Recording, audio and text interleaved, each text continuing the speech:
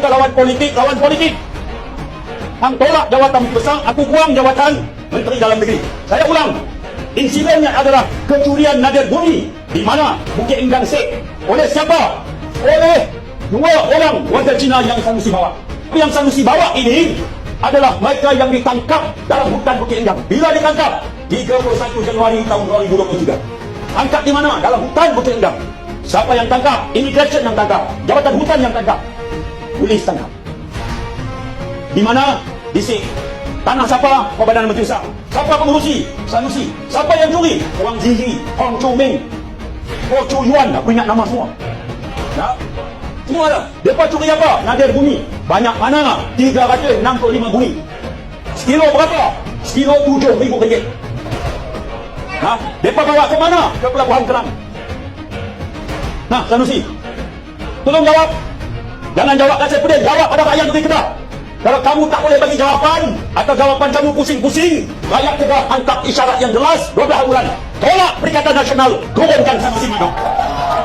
Ramai orang nak tahu hari ini apa, ada yang tahu, ada yang tak tahu. Baik, saya rasa ni topik yang penting. Sebenarnya untuk memberi cerita sebenar daripada naratif dan persepsi yang sedang dibina oleh Datuk Seri Saifuddin Nasution ni kepada orang ramai.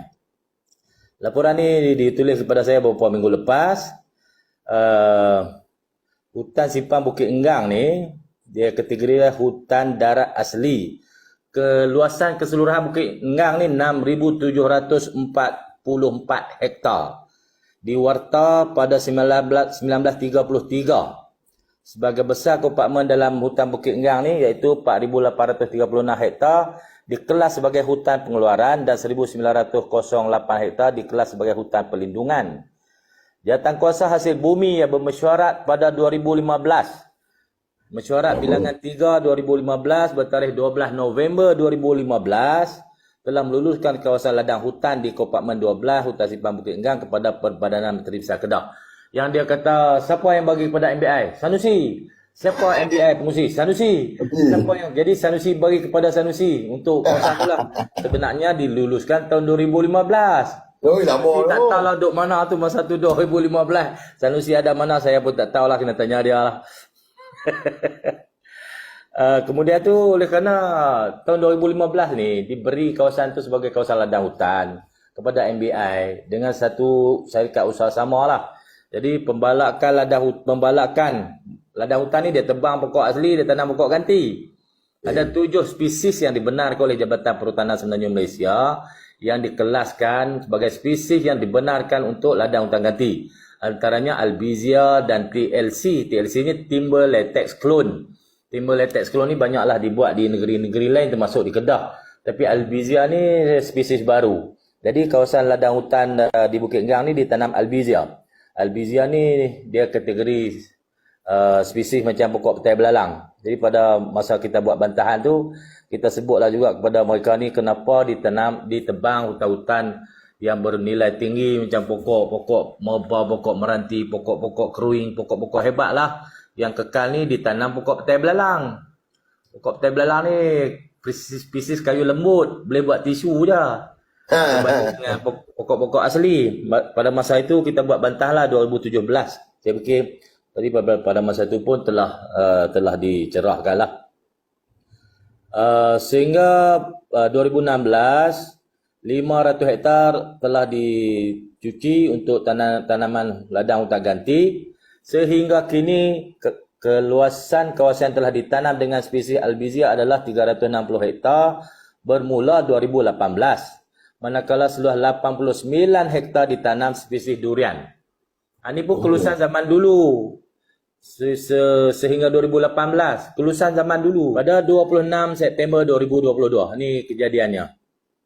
Fatal Daerah Sik membuat aduan kepada Jabatan Perhutanan Negeri Kedah berkaitan penahanan sebuah lori yang disyaki membawa bahan tanah yang mengandungi REE ditahan di IPD Sik melalui siasatan awal PDRM menyatakan bahan tersebut diambil daripada Hutan Simpang Bukit Enggang.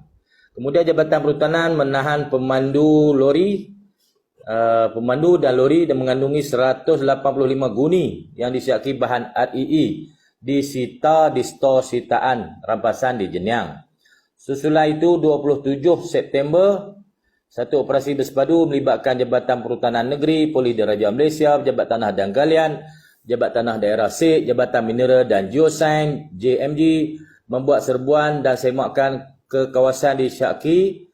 REE diambil iaitu di kompartmen 12 Hutan Simpan Bukit Enggang. Hasil serbuan dan semakan, pasukan berjaya membuat sitaan pelbagai jentera, kenderaan dan peralatan pelombongan haram.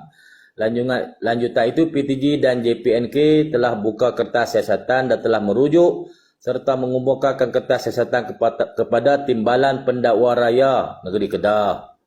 Jabatan Perhutanan telah buka kertas siasatan atas kesalahan bagi kes perhutanan di bawah Seksyen 32-1, 47-1 dan 50-1, Seksyen 81-1D dan Seksyen 81-1E, Enakmen Pemakaian Perhutanan 1985. Jadi kita bila bagi benda-benda ni kan, saya ingat isu ni boleh dihentikan. Kalau mereka gagah nak lajak api lagi, hang saja jahat sajalah.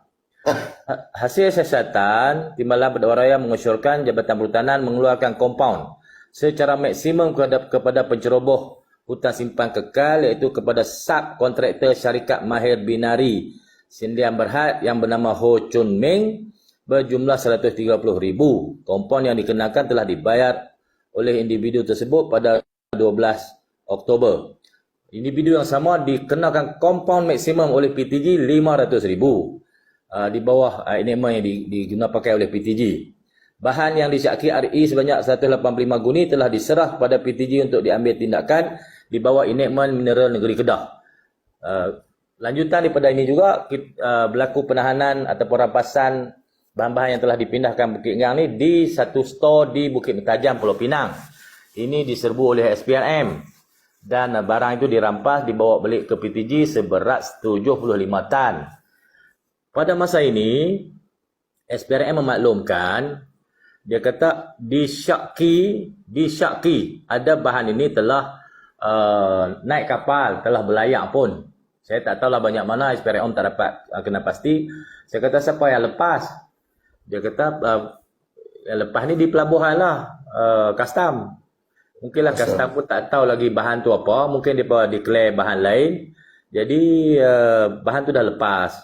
Jadi SPRM kata kalau kita nak ambil bantuan Interpol untuk sekat kapal tu ataupun panggil balik kapal tu ke Malaysia, dia punya kos lebih tinggi daripada bahan yang kita nak siasat tu. Kita nak ambil tu, kosnya tinggi. Jadi SPRM berpandangan pada masa itu, yang itu kita tak perlu lagi kerana kos dia tinggi dan bahan yang dirampas tu boleh dijadikan bahan kes. Akhirnya bahan tu dibida, dibuat pelupusan, dan dibuat bidaan. Harga reserve yang kita cek di harga pasaran ni kena cek di Shanghai Stock Exchange ke apa, komoditi di Shanghai lah, pasal bahan-bahan ni dijual beli di sana. Harga pasaran untuk 75 tan tu 2.69 juta lebih kurang. Jadi harga reserve dia tak banyak tu lah. Akhirnya beberapa company masuk bida, harga tertinggi yang diperolehi ialah 2.9 juta. Itulah harga bahan yang telah dirampas tu. SPRM dah siasat, tindakan dah diambil. Jadi yang sekarang ni yang dia menyerang Datuk Seri ni sebab apa? Sebab SPRM dah siasat. Takkanlah SPRM tak jalankan siasatan. Sebuah agensi dah selesaikan siasatan. Dah duduk, kemudian dah ada tu pendakwaan. dia nak timbulkan, dia nak serang pula nak serang saya lah kot. Dia kata satu-satunya isu yang ada di Kedah ni RE lah. Jadi nak calahkan Imeh Sanusi ni, kita kena bongkar isu RE ni. Nak bongkar apa lagi, benda dah selesai. Mereka ajak saya, mereka kata debat dengan Saifuddin. Saya kata debat apa, benda hak selesai dah. Benda selesai dah, orang tak debat dah. Ataupun benda yang masih lagi dalam siasatan pun tak boleh didebatkan. Debat apa ni, debat politik.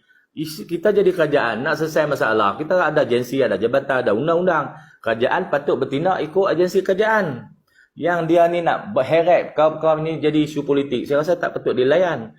Jadi oleh kerana dia ni tak ada kerja, saya layan apilah sikit-sikit.